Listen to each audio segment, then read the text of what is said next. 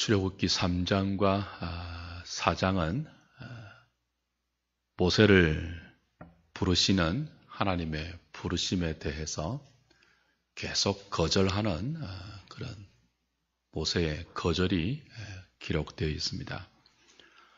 여러 가지 이유를 들어서 모세는 총 5번이나 하나님의 부르심을 거절하죠. 못하겠다고 합니다. 놀라운 것은 꼬박꼬박 말대꾸하면서 이 핑계 저 핑계 대면서 하나님의 부르심을 거부하고 있는 모세에 대해서 하나님이 참아내시는 것입니다. 그런 모세를 기다려주시고 그때그때 하나님 말씀으로 설득하시죠. 모세야, 내가 방금 너에게 설명한 나의 이 계획, 내 백성을 애굽에서 이끌어내는 이 계획은 네가 하는 거 아니고 네 힘으로 하는 것 아니고 내가 하는 것이다. 내가 너희 조상들에게 언약한 약속을 성취하기 위해서 내 능력으로 내가 하는 것이다.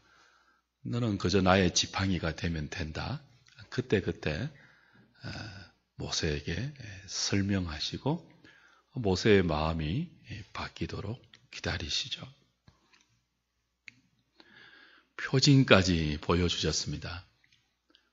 지팡이가 뱀이 되도록 하고 뱀이 다시 지팡이가 되도록 했고 품속에 손을 넣으니까 나병이 발병하게 했고 다시 넣었다가 끄집어내니까 원래의 살로 돌아오는 놀라운 표징까지 함께 해주면서 모세를 설득했습니다.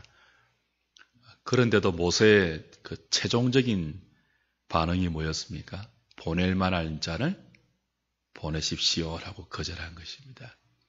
그러자 마침내 하나님께서 뭐 하시죠? 노를 발하십니다. 하나님이 화를 내세요. 어떻게 화를 냈는지는 본문에 구체적으로 기록이 안 되지만 여하튼 여호와가 노했다라고 되어 있습니다.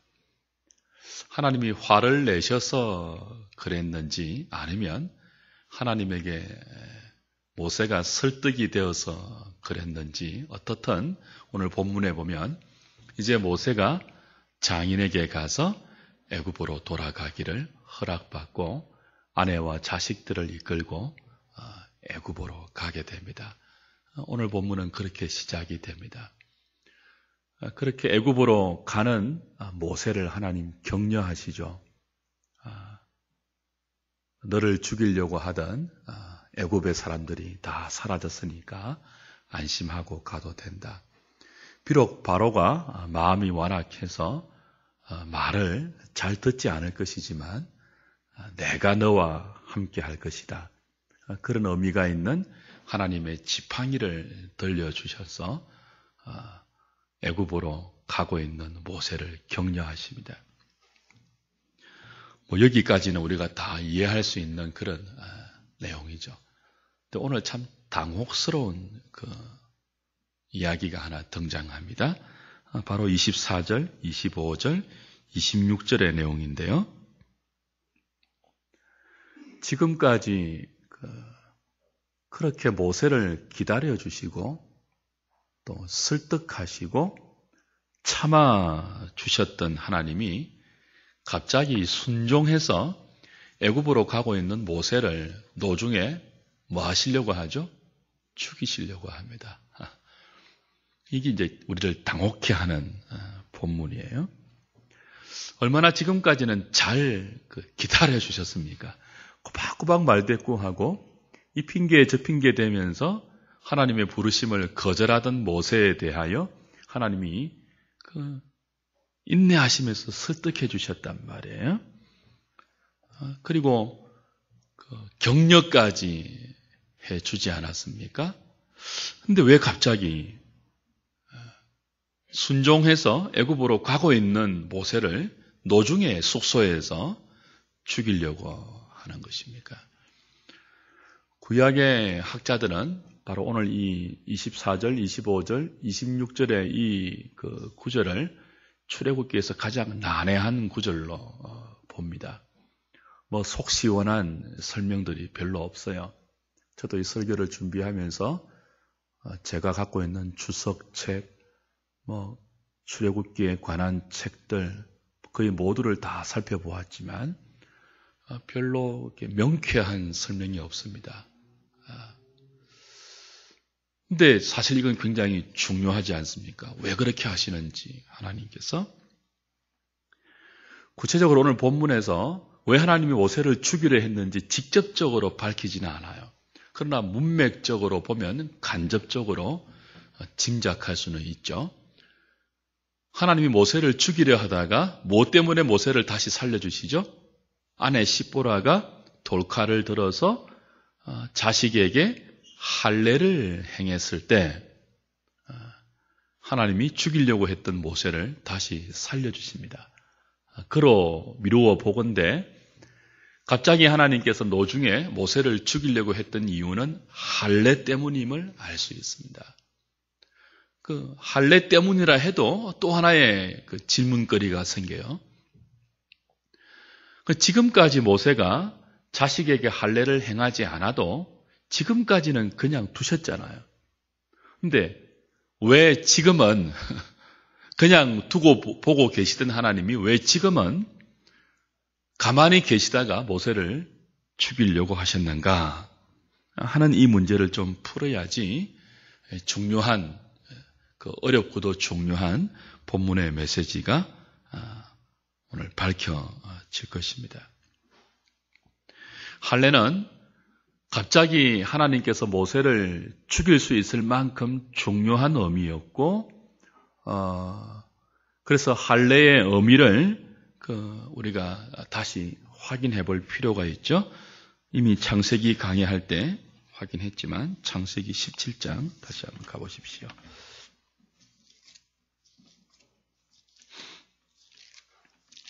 창세기 17장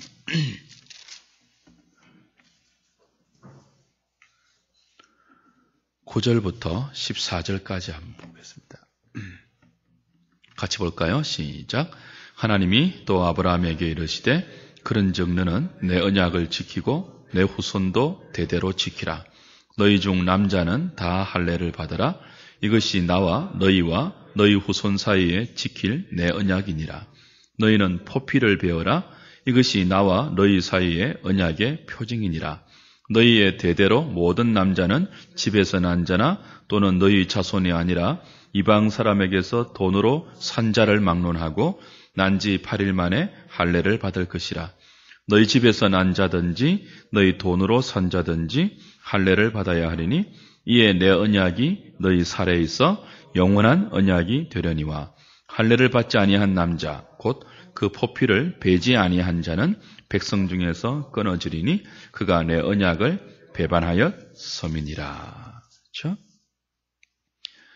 할례가 무엇입니까? 남자의 포피를 끊어내는 행위죠.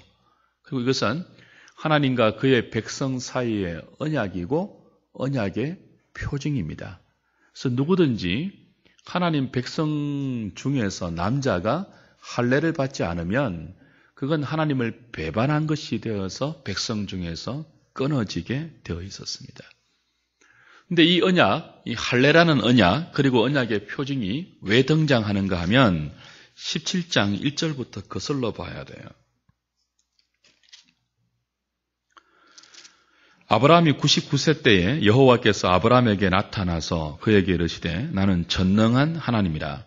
너는 내 앞에서 행하여 완전하라. 그리고 2절에 내가 내 언약을 나와 너 사이에 두어 너를 크게 번성하게 하리라 하시니 내가 내 언약을 나와 너 사이에 두어 너를 번성하게 하리니 그렇게 하고는 이제 9절부터 언약의 구체적인 표징으로 할례를 명하신 것입니다.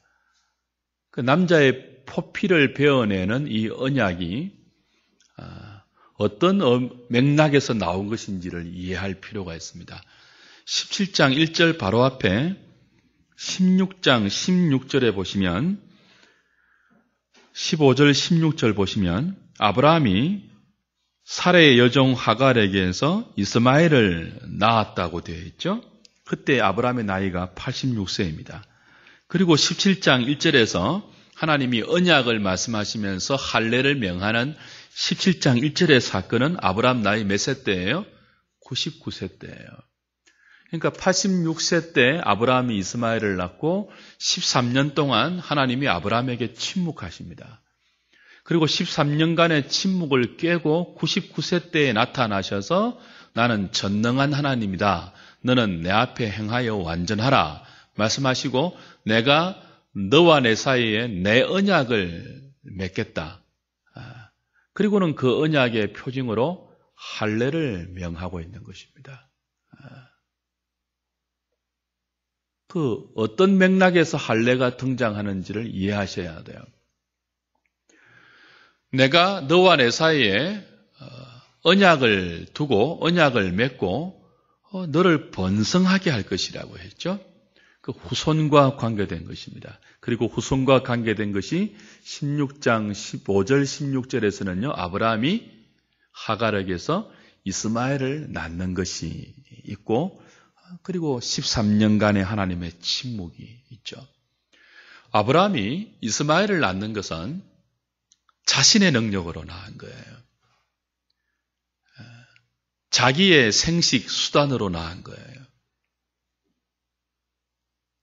이것은 하나님의 약속을 기다리지 못하고 하나님의 약속은 아브라함과 사라 사이에 자식을 준다는 것이었거든요. 하늘의 별처럼 준다는 것이었습니다. 바다의 모래처럼 주신다는 것이었습니다. 근데 아무리 기다려도 안 주시니까 자기 힘을 동원해서 인간의 수단을 동원해서 사라의 몸종 하갈에게서 아브라함 자신의 생식적인 능력으로 이스마엘을 낳았단 말이에요. 그리고 아브라함은 그 이스마엘로 족하게 여겼습니다. 그것이 하나님의 약속이라고 믿었습니다. 13년 동안 이스마엘이 주는 재롱에 아주 취해서 살았죠. 근데 정작 하나님은요, 13년 동안 아브라함에게 나타나시지 않고 침묵하십니다. 그리고 13년 후에 아브라함의 나이 99세 때 생식 능력이 다 끊어진 그때 하나님이 아브라함에게 전능하신 하나님으로 나타나셔서 무엇을 요구합니까? 너는 내 앞에 행하여 완전하라고 하십니다. 그러니까 13년 동안 아브라함은 완전하지 않았다는 거예요. 아브라함이 자신의 능력으로 이스마엘을 낳고 그 이스마엘이 떠는 재롱에 기뻐하면서 살았던 13년 동안 아브라함은 전혀 하나님 앞에서 완전하지 않았습니다. 온전하지 않았습니다. 그래서 침묵하시다가 99세 때에 나타나서 내가 너를 번성케 한다. 네 능력으로, 네 수단으로 낳은 이스마엘은 내 약속의 자식이 아니니까 그것 말고 내가 너와 사라에게 약속한 대로 내 능력으로, 전능한 나의 능력으로 너와 내 사이에 언약을 맺고 그 언약을 근거로 해서 너를 번성케 할 것이라고 이야기하십니다. 그리고 그 언약의 표징이 뭐라고요? 할례입니다. 할례. 할례가 뭐예요? 포피를 끊어내는 거예요. 남자 생식기의 끝을 잘라내는 거예요. 그러니까 13년 전에 아브라함이요, 그 힘으로 이스마엘 낳았잖아요. 근데 하나님은 그것은 완전하지 않는 것이라고 합니다. 내가 너를 번성케 할 것인데 그건 네가 이스마엘 얻었던 그런 방식이 아니고 그 방식은 잘라내고 포피를 잘라내는 거예요. 네 힘으로 얻었던 너의 이스마엘을 잘라내고 내 언약, 내 능력으로 너는 99세여서 육체적으로 아들을 생산할 능력이 없지만 나의 능력으로, 전능한 나의 능력으로 너를 번성케 할 것이다. 그 언약의 표징이 뭐예요? 과연 그러합니다, 하나님. 나는 이제 생식의 능력이 없습니다. 그리고 이제부터 내 힘을 의지하지 않겠습니다. 내 힘을 상징하는 이것을 잘라내겠습니다. 하나님이 당신의 약속을 당신의 능력으로 이룰 것을 믿습니다라는 고백을 담아서 그들은 할례를 행하게 하고 그 할례야말로 하나님과 그 백성 사이에 언약의 표징이 되며 그 언약의 표징을 갖고 있지 않으면요, 하나님을 배반한 것이 되어서 그 백성 중에서 끊어진다고 이야기하십니다. 이게 이제 할례의 중요한 의미예요. 그러니까 할례의 원래 의미는 뭐죠? 이제부터는 뭐죠? 내 힘의 수단을 끊어내겠습니다 하는 것입니다. 내 힘의 근원이 된 것을 잘라내겠습니다 하는 것입니다. 내 힘으로부터 내가 죽겠습니다 하는 고백이에요. 그러면은 이제부터는 무엇으로 산다는 거예요?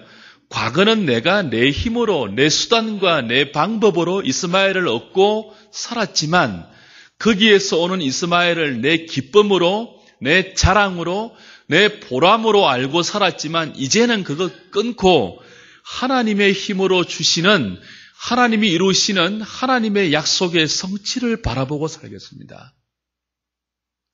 그걸 믿음으로 고백하는 것이 표피를 잘라내는 할례입니다. 신약식으로 말하면 세례예요, 세례. 물에 들어가서 뭐 하는 거죠? 옛 생활, 자기 힘으로 살던, 하나님 없이 자기 능력으로만 살던 그것이 사실은 죄거든요, 죄. 그 죄된 옛 생활에 대해서 푹 물에 잠겨서 죽고요. 다시 물 위로 올라오면서 이제는 내 힘이 아닌, 내 능력이 아닌, 내 수단이 아닌 하나님의 은혜로, 하나님의 능력으로 살겠습니다 하는 것이 신약의 세례이고 그 세례의 원형이 생식기 표피를 잘라내는 할례입니다. 둘 다 의미는 동일해요. 어떤 의미죠? 이제는 내 힘으로 살지 않겠습니다. 내 힘으로 살았던 과거에 대해서 잘라내겠습니다. 죽겠습니다. 하나님의 능력으로 살겠습니다. 그 고백이에요. 그 고백이 없으면 뭐라는 거죠? 하나님 백성이 아니라는 거예요.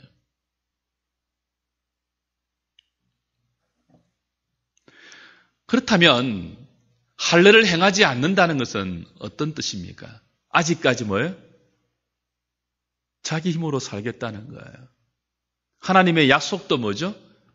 아직까지 자기 수단으로, 자기 방법으로, 자기 힘으로 한번 이루어 보겠다는 거예요.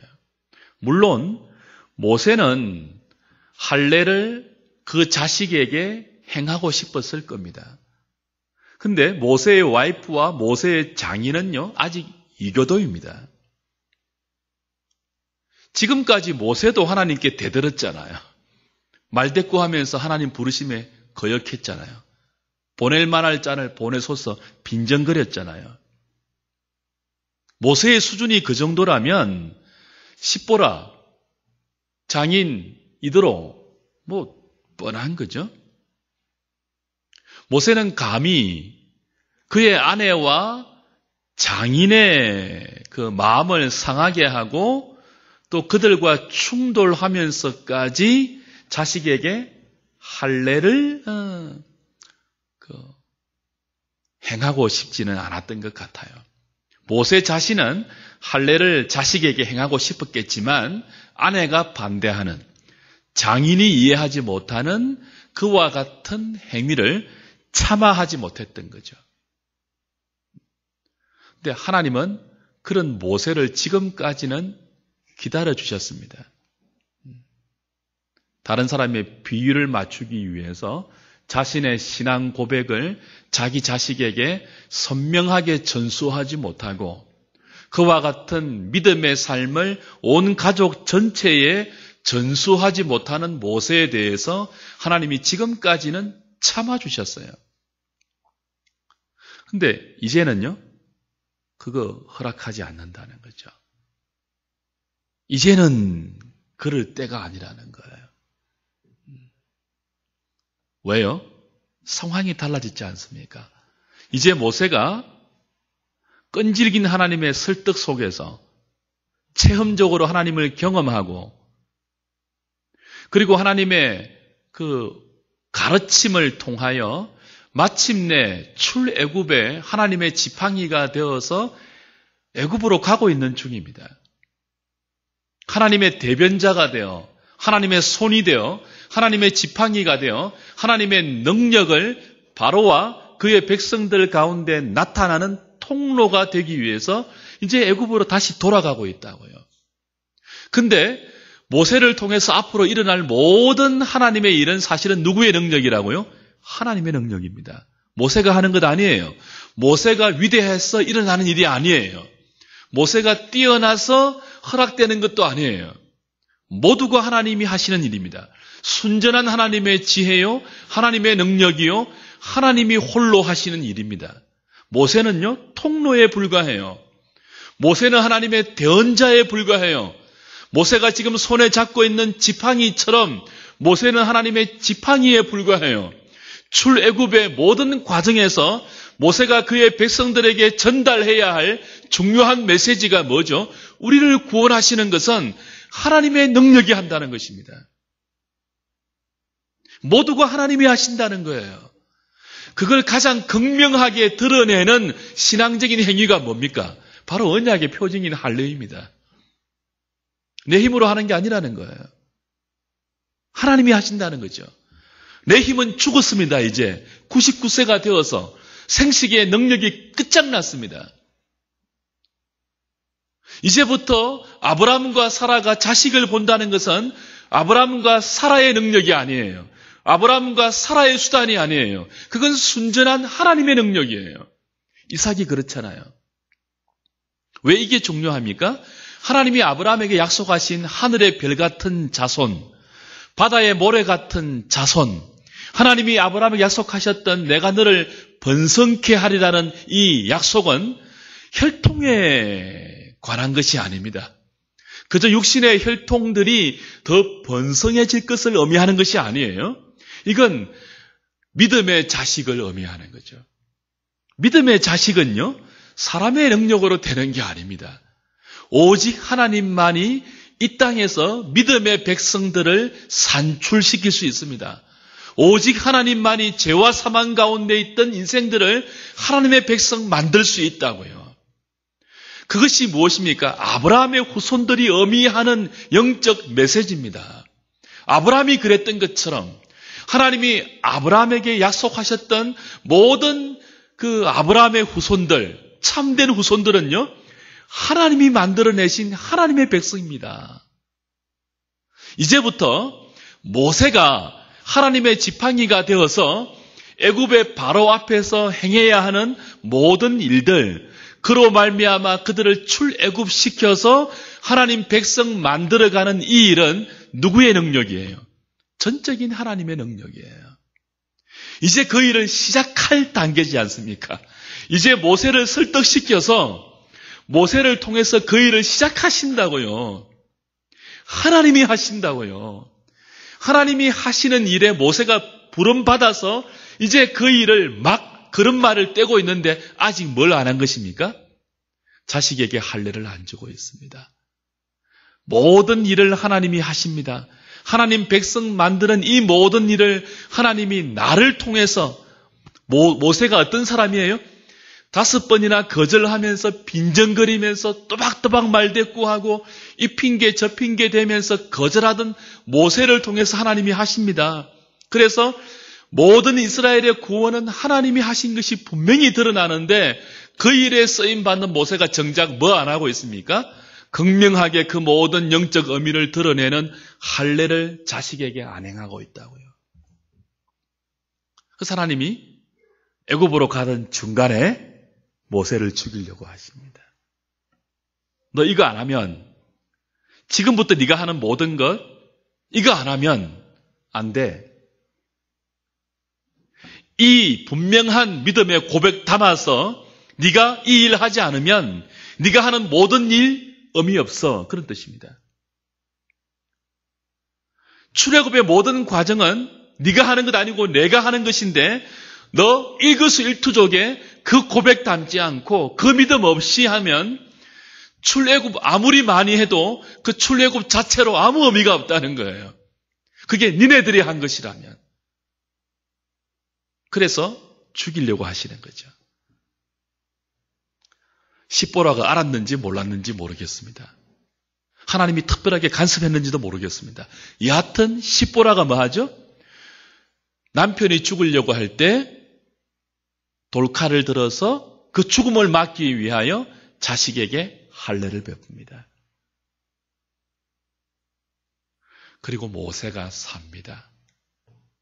십보라는 모세에게 피난편이라고 부릅니다. 기어코 내가 당신 때문에 피를 흘린다, 그 뜻이죠. 사랑하는 여러분, 이것이 오늘 우리에게 의미하는 바가 무엇입니까?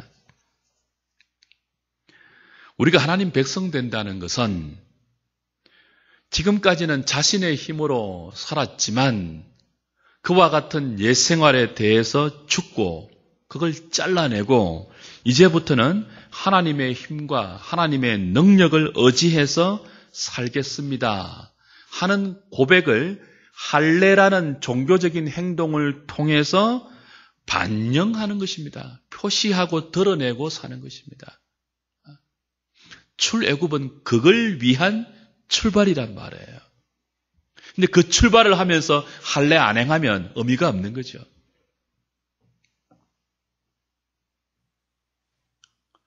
그래서 분명히 이 의미를 새기기 위해서 자식에게 할례를 행하지 않는 모세를 하나님이 죽이려고 하고, 십보라가 할례를 행했을 때 모세를 살림으로 이스라엘 백성들, 하나님 백성들의 죽고 사는 것은 이 할례에 담겨 있는 의미에 있다는 것을 우리에게도 분명히 가르치고 있습니다.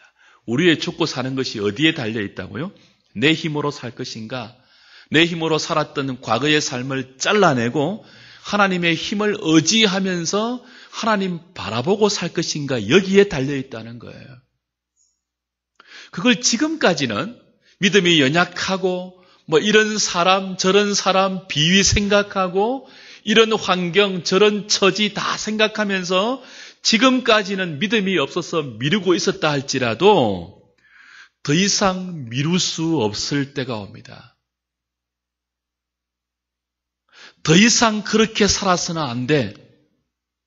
하나님이 그렇게 우리에게 지시할 때가 옵니다. 오늘 저녁 우리가 기도하면서 이것 좀 생각하면 있으면 좋겠어요. 저와 여러분들이 하나님 백성이라면 이건 어떤 삶으로 부름받은 것입니까? 이제 우리 힘으로 살던 삶을 스스로 잘라내어야 합니다. 믿음으로 말이죠. 이건 죽음과 방불한 거예요. 스스로 물에 들어가야 됩니다. 죽음과 방불하는 거예요. 내 힘의 근원을 잘라내면 무엇으로 살겠습니까? 그래서 믿음이 없을 때는 이것을 못하죠. 시행 못하죠. 그러나 하나님 백성이라면 마냥 그렇게 있었으나 안 됩니다. 하나님이 죽을래? 너 죽을래? 라고 하실 때가 옵니다. 이거 안 행하면은. 그때는 더 이상 미룰 수 없을 때입니다. 지체들을 돌보고 신방을 하고 목회를 하다 보면 종종 사랑하는 교우들의 가정 가운데 이런 사건들이 생기는 것 분명히 느낍니다. 하나님이 죽을래 하시는 사건들을 종종 사랑하셔서 지체들의 가정과 그들의 삶 가운데 허락하십니다. 더 이상 미루어서는 안 된다고 하나님이 사인을 주시는 거죠. 그때 하나님 백성들은 알겠습니다, 하나님. 내 힘으로 사는 것은 살아있지만 죽는 것과 방불한 것이군요. 하나님이 허락하신 이 죽음의 위기 앞에서 이제는 내 힘으로 살던 모든 삶의 방식과 모든 삶의 내용들을 잘라내겠습니다. 포기하겠습니다. 하나님의 힘 철저하게 의지하겠습니다. 죽는 것처럼 보여도 그렇게 하면 하나님이 사시게 한다는 것 믿음으로 붙들고 나가겠습니다. 그렇게 하라고 하시는 때가 분명히 있거든요. 그때 잘라내면 삽니다. 십보라처럼 돌칼을 들어서 미루어왔던 할례를 행하면, 피를 흘리면, 내가 붙들고 살던 내 힘의 근원을 피 흘리며 내가 잘라내면 삽니다, 그때부터. 그러나 계속 미루면요, 육체적으로, 생물학적으로 계속 생명이 연장되는지는 몰라도 그건 죽은 것과 방불한 거예요. 오늘 그걸 우리에게 말씀하고 있죠. 과연 우리는 지금 하나님의 백성의 이 기본적인 삶의 원리, 뭐라고요? 할례에 담겨 있는 영적 의미, 내 힘으로 살던 과거의 삶을 잘라내고 이제부터는 하나님의 힘과 하나님의 능력과 하나님의 은혜를 의지해서 한 걸음 한 걸음 살아가겠습니다 하는 삶의 원리가 여러분의 삶에 드러나고 실현되고 있으며 나타나고 있는지를 점검하셔야 됩니다. 아직까지 우리의 믿음이 연약하거나 아직까지 하나님이 기다려 주실 수 있으면 괜찮는데 그게 지금 모세를 길가에서 죽이려고 하는 것처럼 하나님의 타이밍이 되면요, 여러분은 죽음의 위기 앞에 내몰리게 될 것입니다. 계속 미루면요, 계속 여러분의 힘으로 살려고 하시면요, 계속 여러분의 수단으로 살려고 하시면요, 하나님을 철저하게 의지하지 않고 여러분의 힘을 강화하는데 하나님을 동원하는 정도로 여러분의 믿음이 머물러 있다면요, 언젠가는 길가에 모세를 죽이려고 했던 것처럼 하나님이 여러분의 삶에 그렇게 쳐들어오실 수도 있다는 것 기억하셔야 됩니다. 사실 저도 그랬거든요. 그 자리까지 안 가는 게 지혜로운 것입니다. 하나님이 잘라내시려고 죽음의 자리에 눕히지 않는 그때 우리가 알아서 믿음으로 잘라내는 것이 정말 중요한 것입니다. 오늘 혹시 우리가 마땅히 잘라내어야 할 그런 불신앙의 표피가 있음에도 불구하고 이런저런 이유로 잘라내지 못하고 미루어왔던 것이 있다면 그것이 무엇인지 한번 돌아보십시오. 마땅히 행했어야 하는 신앙 고백적인 차원의 삶이 이루어졌어야 함에도 불구하고 사람들의 시선을 의식하거나 이런저런 마찰을 두려워해서 미루어왔던 것이 있다면 그것도 무엇인지를 돌아보십시오. 사실 우리가 이렇게 종교행위 있잖아요. 이렇게 모여서 말씀을 듣고 기도하고 예배드리고 세례받고 성찬을 행하고 헌금을 하고 이 모든 우리에게 허락된 종교적인 행위는요, 다 그런 영적 의미가 공통적으로 포함된 것입니다. 기도 뭐예요? 내 힘으로 사는 것으로 한계를 느끼고 하나님의 은혜를 의지하는 시간이잖아요. 기도가 무슨 시간이라고요? 내 힘으로 살았던 그 힘의 근원을 잘라내는 것입니다. 그리고 하나님의 능력을 의지하는 순간이 기도입니다. 예배도 그거예요. 나는 하나님의 은혜 가운데 사는 존재입니다를 고백하는 시간입니다. 세례도 그렇죠. 헌금도 그렇잖아요. 모든 종교적인 행위, 기독교 신앙 안에 하나님이 우리에게 제정해 주시고 허락해 놓으시고 가르쳐 주신 모든 종교적인 행위의 의미에는요, 이제부터는 니네들 힘으로 살지 말고 내가 공급하는 힘으로 사는 것이다 하는 것이 극명하게 포함되어 있다고요. 오늘 저와 여러분들이 하는 모든 종교적인 행위에 과연 그런 의미들을 담아서 시행하고 있는지도 돌아보아야 합니다. 그리고 그런 의미를 담아서 우리가 우리의 종교적인 행위를 하나님께 드릴 때 그것이 종교적인 의식으로만 끝나는 것이 아니고 우리 삶에서 정말 진실되게 내 힘을 의지하지 않고 하나님의 능력을 의지하는 겸손한 믿음으로 발휘되고 있는지도 돌아보셔야 돼요. 그것이 만약 어떤 이유에서라도 지금 시행되지 않고 미루어지고 오늘까지 미루어지고 있다면 이제는 결단해야 합니다. 우리가 진정으로 살기 위해서 하나님의 은혜에 의해서 살아가는 그 삶의 부요함이 얼마나 기가 막힌 삶인지 진정으로 맛보기 위해서 이제 미루어두었던 할례를 행해야 합니다. 이제 내가 사는 것이 아니요, 내 안에 그리스도가 사는 것입니다 하는 이 삶의 부요함을 우리가 정말 맛보기 위해서 영적 할례를 이제는 단행해야 합니다. 우리가 안 하면 하나님이 우리를 눕히실 것입니다. 그 자리까지 안 갔으면 좋겠습니다. 오늘 이 말씀 붙들고 기도할 때 우리의 신앙 고백이 담긴 남은 생을 위해서 하나님 알겠습니다. 그 고백대로 살겠습니다. 그 정신대로 살겠습니다. 그 믿음대로 살겠습니다. 이제 내 힘 더 이상 의지하지 않겠습니다. 그게 얼마나 부질없는 것이고 얼마나 변덕스러운 것이며 내가 붙들었던 모든 인간적인 수단이 얼마나 의지할 수 없는 허망한 것인지를 다시 알고 변하지 않고 영원한 하나님의 은혜와 하나님의 능력을 붙들고 살겠습니다. 그 믿음 주십시오. 기도하고 간구하는 오늘 저녁 되었으면 좋겠습니다.